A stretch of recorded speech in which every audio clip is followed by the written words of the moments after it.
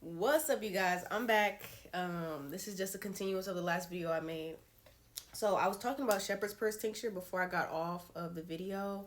It's basically to keep you from bleeding too much. After you give birth, as we all know, we bleed, and you want to keep yourself from, you want to monitor that you're not bleeding too much. Specifically, obviously, if you're having a home birth, this is what this video is about, is based off of.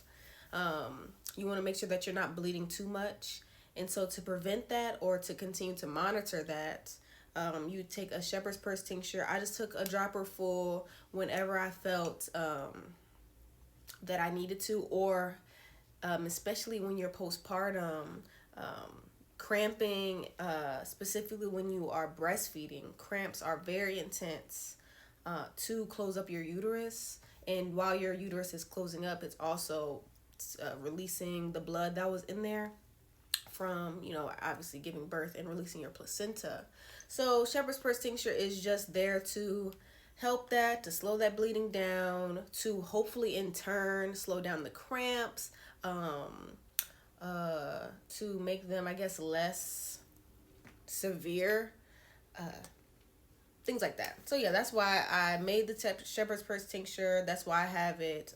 Shout out to her. I'm trying to think, what else did I want to share? Oh my gosh, huge thing. As in the last video, I talked about, this is just a postpartum spray, just in case you saw that and you were like, what's that? Anyway, postpartum spray. It was cool. I think that you can make things like that yourself. I don't think it has to be something that you buy. But if you don't want to make it yourself, obviously buy it. It'll be easier, less things to think about. But it was cool. I liked having that just as like a make me feel better. There are other things that I made for afterbirth. I want to show you guys this book that I read. I have to take all this stuff off of it. But also for postpartum, I made the postpartum sickles or whatever, pad sickles. I made a few of those. I think I had at least 20, and those did well. Like I made more than enough, but obviously you make as many as you think you need. They were great. I loved them very much. Oh my gosh, they help so much. Excuse me. Love, love, love those. I highly recommend making that. And I want to make that a point too during this video and all of the videos that I'm making right now. Postpartum is so important. I didn't pay enough attention to that my first birth, but this birth I went, I made sure that my postpartum experience was just as magical and easeful and restful as I could possibly make it. I made sure to have people around me that were helping me. People cooked, people cleaned for me. I had food already prepared before I gave birth that I prepared myself, so that I had a fridge full of stuff. We also have toddlers, so I needed to have food ready for them. Anything under the sun that I have to do day by day now before I give birth, as a regular day, I needed to make sure that as much as possible was already prepared before I gave birth, if that makes sense. I wanted things to be smooth.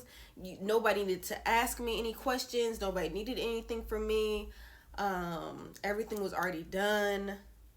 I didn't have to do anything other than rest. That was my main thing, at least for the first 2 weeks of postpartum. I wanted to make sure of that.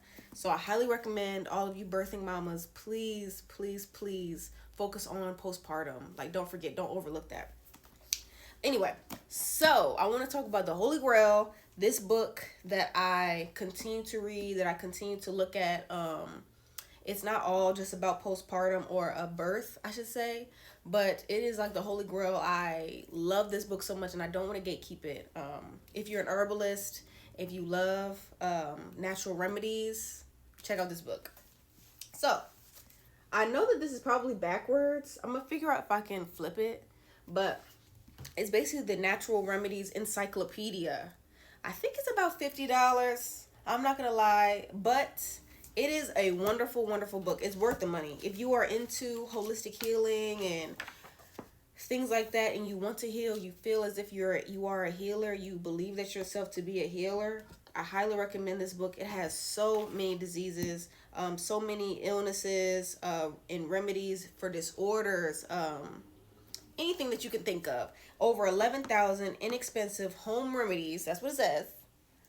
Covers over 730 diseases and disorders, more than 7,000 cross references, whatever that's supposed to mean. With over 570 color pictures, if that means something to you. Anyway, so yeah, it's an amazing book. There's a section in it that talks about birth, talks about postpartum, anything under the sun with that. I love this book. Maybe I'll bring it out some more to read you guys some stuff on it, and even what it says about postpartum, about birth, and things like that. It just talks about anything that can happen during birth, how to be prepared for it, how to remedy it. Yes, it's just amazing. Literally, it's an amazing book. I definitely recommend this book. So yeah, I have looked into other books. I got this Sacred Birthing book. I've heard a lot of great things on that.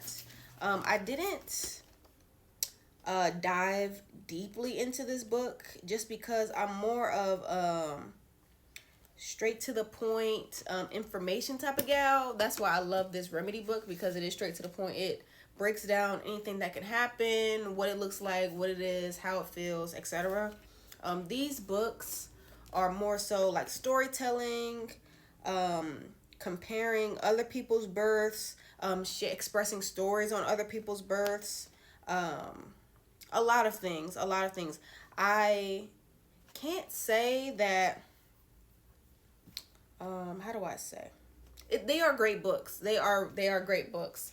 I just remember experiencing birth my first time, so a lot of the things that I was reading about, I had already experienced, and I already knew information on it, so I wasn't really gravitating towards these books. But I still would recommend you looking into books, just because just because I didn't attract to these books, I wouldn't say, count yourself out, because they are wonderful books. They are wonderfully written. Yeah. But for myself, I got a lot of my information on my previous birth. I remembered where I made mistakes, what I needed to fix to have a better birth this time around, etc. And I also know myself, and I know how I retain information. And so the book that I showed you earlier was more so the book that I got a lot of my information on. Yeah.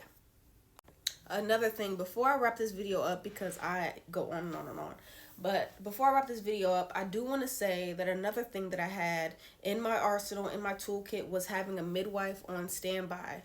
So my first birth, I had a midwife. She came in 30 minutes before I gave birth, before I was ready to push, I should say. And she helped me through that. And so I had her again for this birth to be on standby, which means I had her on the phone, like a phone call away, just in case I needed something, just in case I had an immediate question, or my partner had an immediate question. But I did that because I mainly wanted my partner to feel comfortable and to feel safe. And if he had any questions, or if he didn't feel safe, that he was able to get those answers and to become grounded and to be safe again. We didn't have those issues, thank God, because it went by so fast. But just in case your birth does not look like mine, and it does take a little bit of time, and you are determined to have an unassisted home birth, I highly recommend having a midwife or a professional on standby who has the information that you will need or you might need. So I would say that covering all your bases is so important during birth. But that's all of the information I can think of right now that I need to share. If I do think of anything else, of course I'll come back on here and share some more things with you guys. But thank you guys for watching. Peace.